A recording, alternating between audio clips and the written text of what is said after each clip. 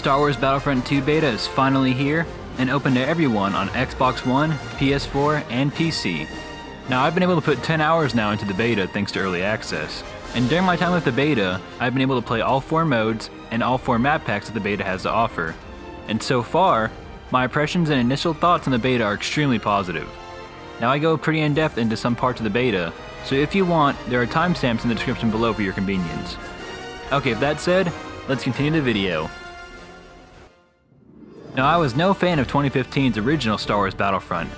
I found it to be extremely lacking on content on all fronts. Not enough maps, not enough characters, no single player, and a lack of any inspiration from the original Battlefront games, that are still some of the best games I've ever played. So to put it simply, I found 2015's Battlefront to be one of the most disappointing games of the year, and a game not worthy of the Star Wars name. Now, I know it got a lot better of DLC, but I was someone who only bought the $60 version at release, and not the $120 version. Here in Battlefront 2, they have already stated that all DLC will be free, which is great to hear, and from the game that I played in the beta, it seems like EA went down the list of all the gamers' complaints of the first one, and did their best to address almost all of them.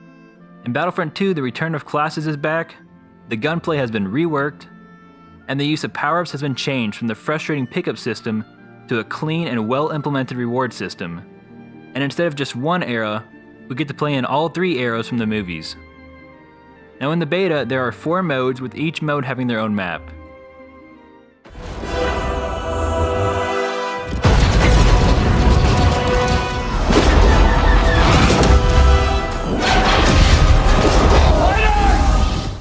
There is Galactic Assault, a 20v20 battle on Naboo's capital, Theed.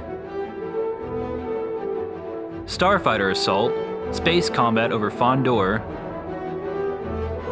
Strike, an 8v8 battle in Maz Kanata's castle. And finally, Arcade, a solo or split-screen player versus AI arcade missions. Okay, now that you know all the maps and modes, I'll give my impressions and thoughts on each one. I first started the beta with Strike, which I think is a fun starting playlist to get your bearings. It's a simple 8v8 attack and defend game mode, where you play as the First Order or the Resistance. There's some fun to be had in the mid to close range engagements, but overall this map was pretty small, and without any teamwork, you'll end up defeated every time, and most players prefer to use this mode for kills instead of the objective. When I played, my team would either destroy the opposition or get steamrolled. It always ended up feeling one-sided. From this mode, I moved on to Arcade. Arcade is probably the low point of the beta. While it is nice to have some split screen implemented into the game, I can't help but feel the rumors about this mode are true, and that at one point in development this mode was something more. Apparently, it was more akin to Galactic Conquest in the original Battlefront 2. It was apparently being made as an all-out war mode for players who do not wish to play online, or prefer just to release stress in a fun offline mode.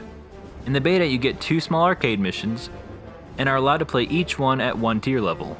If you have limited time in the beta, I would strongly advise skipping this part, unless you just want some easy credits. As of right now, this mode is pretty meaningless. Now, in the full release, it may become better, as it appears to have over a dozen missions to play at 3 tiers each, and the ability to play each one as the light or dark side. We must redouble our efforts.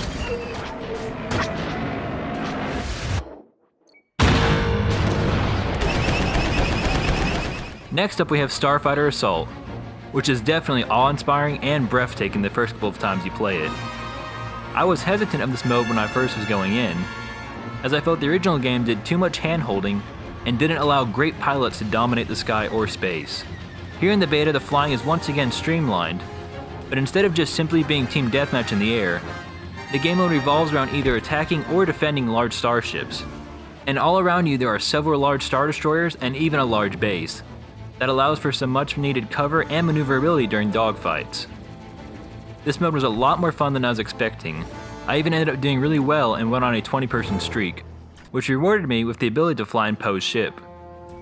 All in all, this mode is both beautiful and a lot of fun.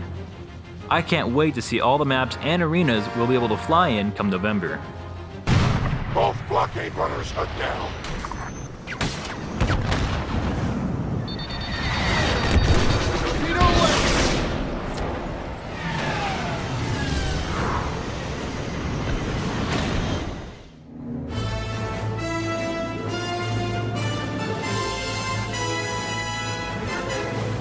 Last but not least, we have the main event and highlight of this beta, Galactic Assault.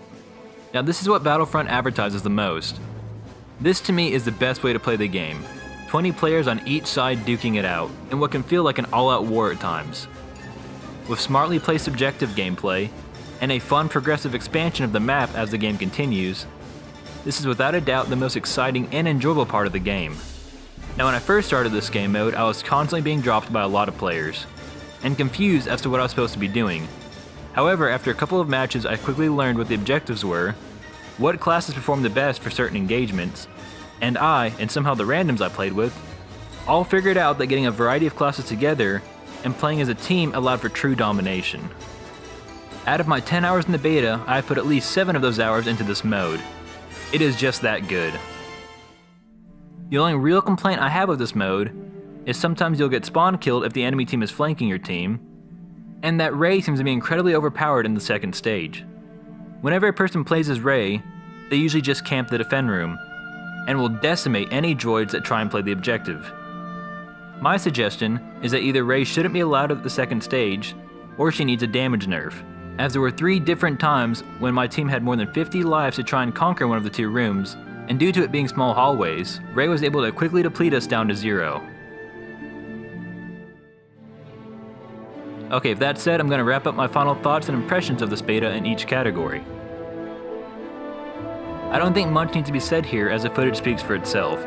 This game is without a doubt one of the best looking games made yet, and Star Wars has never looked so beautiful and lifelike.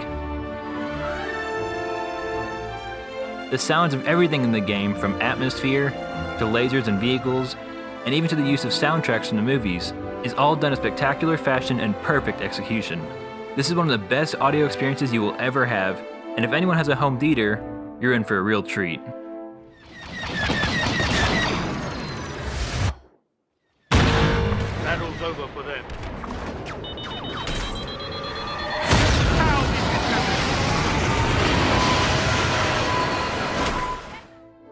In Star Wars Battlefront 2, the revival of classes, massive diversity of playable characters and vehicles, reworked gunplay, and brilliant implementation of rewards and power-ups for playing the objective and playing as a team, all combined to make this game incredibly fun to play at all times, and an experience that I keep coming back to.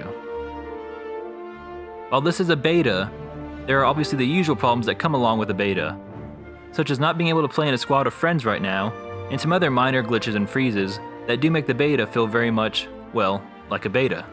But from this vertical slice, DICE and EA have shown they are willing to not just listen to what fans want, but show they are also implementing those wants into the actual game. Star Wars Battlefront 2 looks to correct almost all of the mistakes made from 2015's Battlefront, and give us what could not just be the best multiplayer game this year, but one of the best games overall, especially with its enticing looking single player. While I am still being very cautious about how the loot boxes will work in full release, I am for the moment very excited and pleased. I can't wait till November gets here, and I really hope EA and DICE blow us all away with a game that we Star Wars fans have been waiting a long time for. If you enjoyed this video, then please leave a like and subscribe for more content like this, and I'll see you all on the next Shepard Gaming video. Keyless Ally.